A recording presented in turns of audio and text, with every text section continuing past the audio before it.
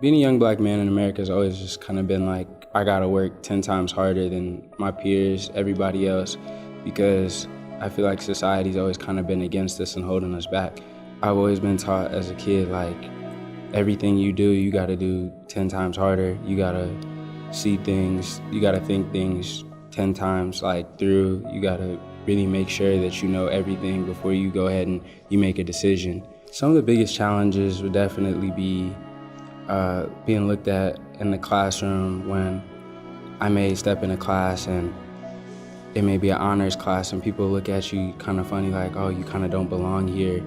And I feel like that's one of the biggest challenges I face is when I step into places and people look at you like, oh, like you don't belong. And I feel like I kind of have it in me to just show people, no, I do belong here and kind of prove them wrong.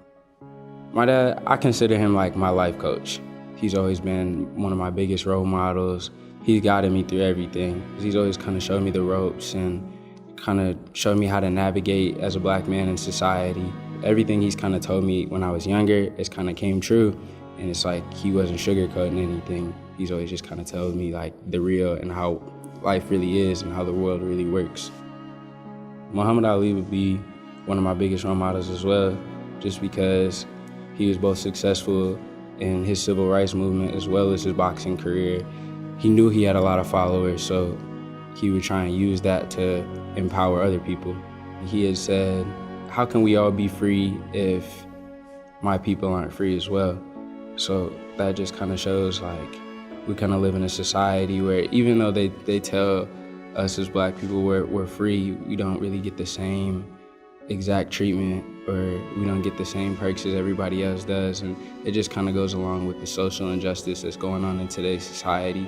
Every single year we look for change, and change doesn't really occur right away. So I love that Muhammad Ali was very active with that, and he was very vocal about what he wanted and what he wanted for change. Really, as a kid, I've always, like when I was younger, I'm obviously a darker skin complexion, and growing up in Plainfield, a lot of times I kind of got made fun of for that. Once I kind of got older, I just started to realize that no, black is really beautiful, both boys and girls. So I love just being a part of that culture. The culture is like, it's a culture of unity. It's important to showcase Black History Month just because it showcases the accomplishments and the excellence of people that came before us and really the current times too as well. I feel like there's a lot of great things that happen between black people that don't really get showcased. And I feel like this is just a month where you can really just show them and just praise them. And it's definitely a month of empowerment and motivation. And I feel like it just really makes you feel like you can accomplish anything in the world.